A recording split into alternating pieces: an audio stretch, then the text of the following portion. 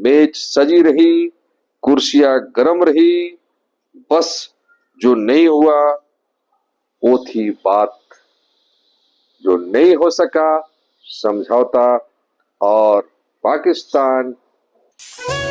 नमस्कार, मैं आनंद कृष्णा आज आपके सामने फिर एक बार एक विषय लेकर प्रस्तुत हूं। एकदम सीधी बात, न हाथ मलते हुए न चीखते चिल्लाते हुए, बल्कि प्यार से और व्यंग्यात्मक रूप में, न पक्ष में न विपक्ष में। चलिए, आज का विषय है जो इस्लामाबाद में अमेरिका और ईरान के बीच में जो समझौते पर बात हो रही थी, ये युद्ध को कैसे रोका जाए, इस पर बात हो रही थी। और आपको पता है कि 14 डेज का सीज फायर भी हुआ है। ये समझौता का जो प्रयास था वो विफल हो गया। पूरे विश्व के लिए ये बड़े ही दुख की बात है। शांति की बात फेल हो गई। चलिए, इस पर हम आगे बात करेंगे। और आगे बढ़ने से पहले फिर वही पुराना आपसे, आप अगर मेरे चैनल पर नए हैं तो इसे सब्सक्राइब करें, लाइक करें, शेयर करें। व्यूअर्स, चलिए, चाय, समोसे और कूटनीति की विदाई, ये हमारा शीर्षक है। ये जो मीटिंग हो रही थी इस्लामाबाद में, ये बात करते हैं। एक ब्रेकिंग न्यूज है, इस्लामाबाद से वार्ता विफल हो गई। जी हाँ, जिस मेज पर गल्फ कंट्रीज का भविष्य टिका था, उस मेज पर अब सिर्फ खाली कप और समोसे की चटनी के दाग बचे हैं। हमारे रिपोर्टर, हमने काल्पनिक नाम दिया है, खोजूराम, वहां मौजूद है। खोजू, क्या वहां शांति की कोई गुंजाइश बची है या सब चाय की भात की तरह उड़ गए? चलिए, इस्लामाबाद से रिपोर्टिंग हो रही है।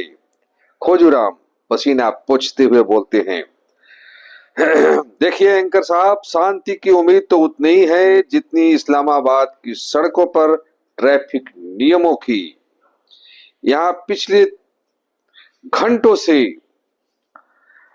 बंद कमरे में बातचीत चल रही है अमेरिका और ईरान के बीच में, और बाहर हम पत्रकार अपनी किस्मत और अंदर नेता एक दूसरे की नियत रो रहे थे। तो बताइए, लेकिन हुआ क्या? दोनों के बीच में कोई समझौता हुआ, ईरान और अमेरिका के बीच में? खोजूराम बोल रहे हैं, बयान कैसा आता है, क्या बोलते हैं? सूत्र बता रहे हैं कि आधे वक्त तो इस बात पर बहस हुई कि चाय पहले कौन पिएगा। आधे वक्त तक इस बात पर बहस हुई कि चाय पहले कौन पिएगा। फिर मुद्दा उठा कि भाई, ये जो स्ट्रेट ऑफ हॉर्मुज है उस पर क्या किया जाए, या यहां पर जो स्थिति खराब है और ये जो समोसा है वो कितना स्वादिष्ट है, इस पर बात की जाए।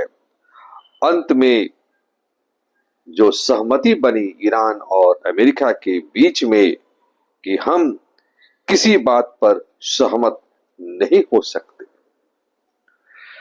चलिए, हम बात करते हैं विफलता के। जो विफल हुई यह वार्ता अमेरिका और ईरान के बीच में, जिसकी मेजबानी पाकिस्तान कर रहा था, तो उसकी क्या है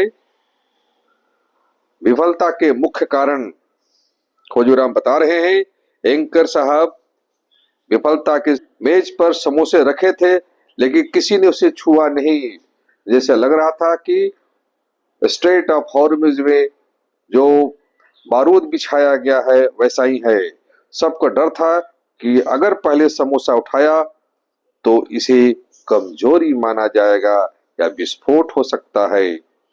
बॉडी लैंग्वेज कैसी थी ईरान के लोगों की और अमेरिका के रिप्रेजेंटेटिव्स की।